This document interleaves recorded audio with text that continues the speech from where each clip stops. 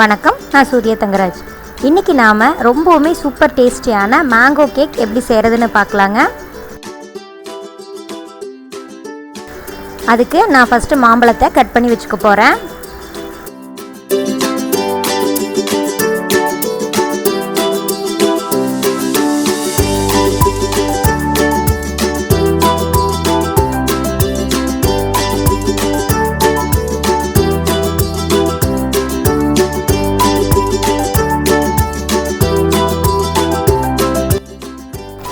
அதுக்கப்புறம் ஒரு பவுலில் 250 கிராம் மைதா, அதாவது ஒரு கப், ஹாஃப் ஸ்பூன் அளவுக்கு பேக்கிங் பவுடர், ஒரு பிஞ்ச் அளவுக்கு பேக்கிங் சோடா இதை சேர்த்து நல்லா சலிச்சு எடுத்துக்க போகிறேன்.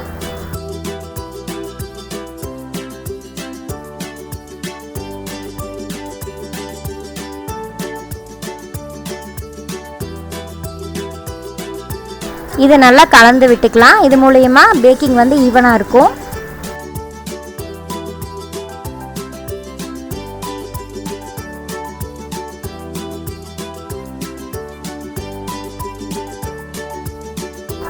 அப்புறம் ஒரு பவுலில் 3 எக் எடுத்து வச்சுருக்குறேங்க. இது கூட ஒரு ஸ்பூன் வெனிலா எசன்ஸ் சேர்த்துட்டு இதை நல்லா பீட் பண்ணிக்க போகிறேன்.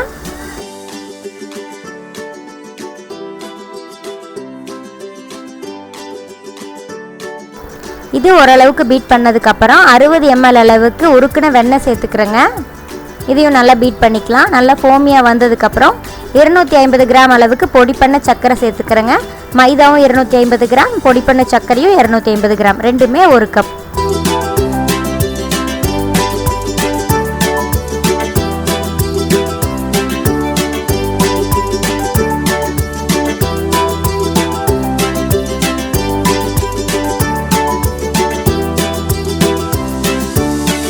இந்த அளவுக்கு ஃபோமியாக வந்ததுக்கப்புறம் பீட்டர் ஆஃப் பண்ணிக்கலாங்க. இதுக்கப்புறம் நம்மளுக்கு பீட்டர் தேவைப்படாது. இப்போ நம்ம மேங்கோ மில்க் ரெடி பண்ணிக்கலாம்.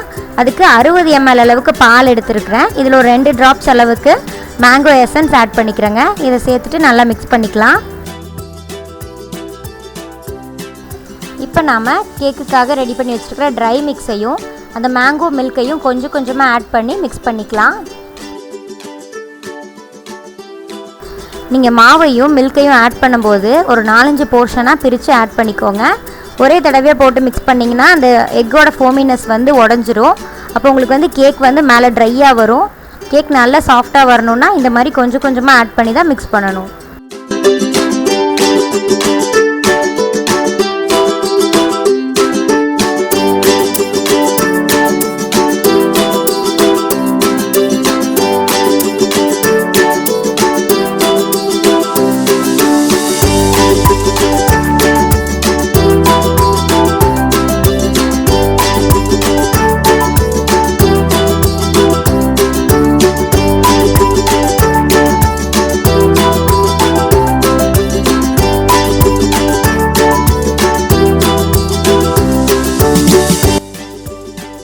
இந்த மாதிரி நல்லா மாவு மிக்ஸ் பண்ணதுக்கப்புறமா நான் ஒரு க்ரீஸ் பண்ணி வச்சுருக்க டின்னில் இந்த மிக்சரை ஊற்றிக்கிறேங்க. இது வந்து 45 நிமிஷத்துக்கு 180 டிகிரியில் பேக் பண்ணி எடுக்கணும்.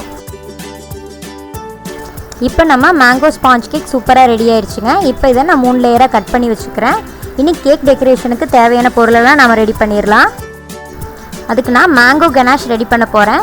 நம்ம நார்மலாக ஒயிட் சாக்லேட் கனாஷ் பண்ணுவோம் இல்லைங்களா, அதில் வந்து நான் ஒரு ட்ராப் அளவுக்கு மேங்கோ எசன்ஸ் சேர்த்துட்டு இதை நான் வந்து மேங்கோ கனாஷாக ரெடி பண்ண போகிறேன். 1/2 கப் ஒயிட் சாக்லேட் எடுத்துட்டிங்கன்னா அதில் 1 ஸ்பூன் பட்டர் சேர்த்துக்கோங்க. வெதுவெதுப்பான விப்பிங் இல்லைன்னா ஃப்ரெஷ் க்ரீம் ஆட் பண்ணிங்கன்னா நம்மளுக்கு வந்து சாக்லேட் கனாஷ் ரெடி ஆயிரும். அதில் நாம் இந்த மேங்கோ எசன்ஸ் வந்து ஒரு ட்ராப் சேர்த்துட்டோம்னா நம்மளுக்கு மேங்கோ கனாஷாக ரெடி ஆயிரும். இல்லை உங்களுக்கு மேங்கோ ஃப்ளேவர்லேயே சாக்லேட் கிடச்சதுனாலும் அதைவே நீங்கள் கனாஷாக பண்ணி அப்படியே ஆட் பண்ணலாம். நாங்கள் இருக்கிற ஏரியாவில் மேங்கோ ஃப்ளேவர்லலாம் சாக்லேட் கிடைக்கிறது இல்லைங்க, அதனால நான் இந்த மெத்தடில் ரெடி பண்ணியிருக்கிறேன். இனி கேக் மேலே டெக்கரேட் பண்ணுறதுக்காக மேங்கோவை ஒரு ஷேப்பாக நான் கட் பண்ணி எடுத்துக்க போகிறேங்க.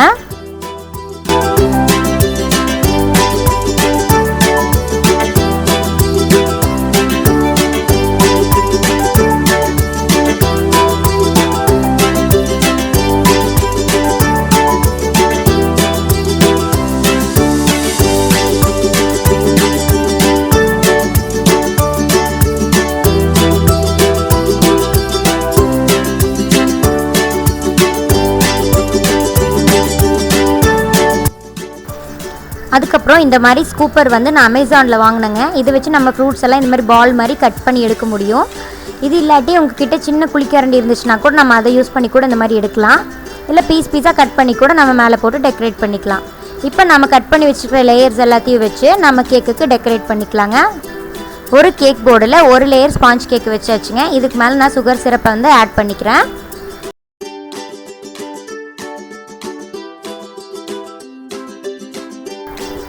இந்த சுகர் சிரப் வந்து கேக்கை நல்லா சாஃப்ட் அண்ட் ஸ்பாஞ்சியாக வச்சுக்கோங்க.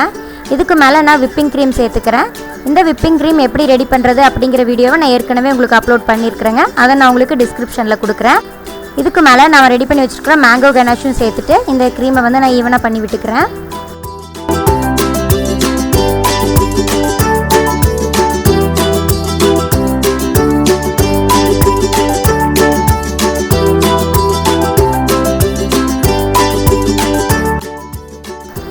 இதுக்கு மேலே மேங்கோஸ் எல்லாம் குட்டி குட்டியாக கட் பண்ணி அதையும் ஒரு லேயருக்குள்ளே போட்டுக்கலாங்க.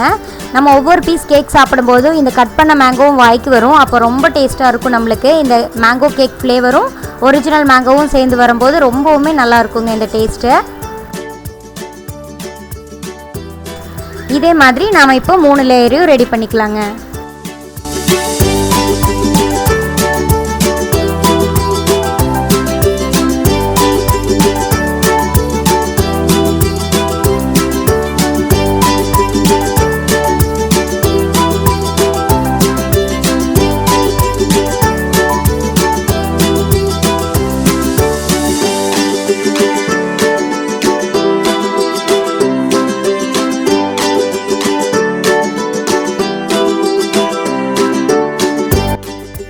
இப்போ எப்பவும் போல் விப்பிங் க்ரீம் வச்சு இந்த கேக்கை கவர் பண்ணிக்கலாங்க.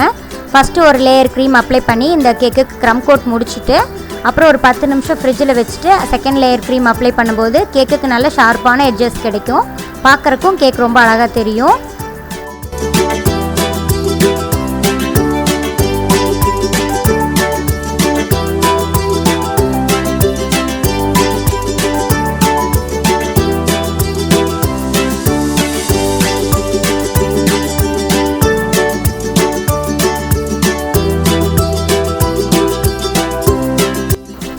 நம்ம முதல்ல ரெடி பண்ணி வச்சுருக்க மேங்கோ கனாஷை ஒரு பைப்பிங் பேக்கில் வச்சுட்டு அது மேலே ஒரு ட்ரிப்பிங் மாதிரி பண்ணிக்க போகிறேங்க.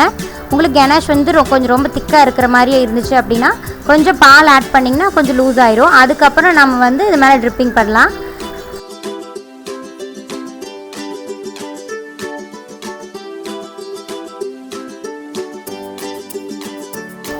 இன்றைக்கி வந்து நான் ஃபுல்லாக ட்ரிப்பிங் பண்ணாமல் ஒன் சைடு மட்டும் பண்ணுறேங்க. இது ஒரு டிஃப்ரெண்ட்டான டெக்கரேஷனாக இருக்கும். இதுக்கு மேலே நம்ம டெக்கரேட்டிவாக கட் பண்ணி வச்ச மேங்கோவில் மேலே வச்சுக்கலாங்க.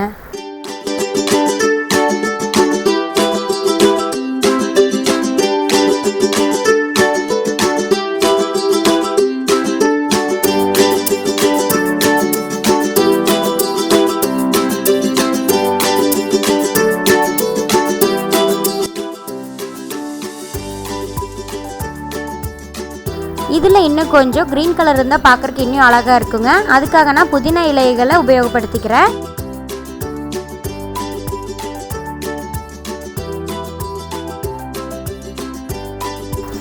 கேக் ரெடி ஆயிடுச்சுங்க. எனக்கே கட் பண்ணி சாப்பிட்ருவணும் அப்படின்னு ரொம்ப ஆசையாக இருக்குது. ஆனால் இது ஆர்டர் கேக்குங்க, அதனால தான் நான் உங்களுக்கு கட் பண்ணி காமிக்க முடியல. இந்த கேக்கோட வெயிட் பார்த்திங்கன்னா 1 kg 160 கிராம் வருது. இந்த கேக்கை நாங்கள் வந்து 1 kg 950 ருபீஸ்க்கு கொடுத்துட்ருக்குறோங்க. நீங்கள் நம்மளோட இன்ஸ்டாகிராம் ஃபேஸ்புக் பேஜை ஃபாலோ பண்ணணும்னு நினச்சா பண்ணிக்கலாங்க. அதுவும் சூர்யாஸ் ஹோம்மேட் கேக்ஸ் அப்படிங்கிற பேரில் தான் இருக்குது. இந்த வீடியோ உங்களுக்கெல்லாம் பிடிச்சிருக்குன்னு நம்புகிறேன். சீக்கிரமாகவே நான் உங்களை அடுத்த வீடியோவில் சந்திக்கிறேன். நன்றி, வணக்கம்.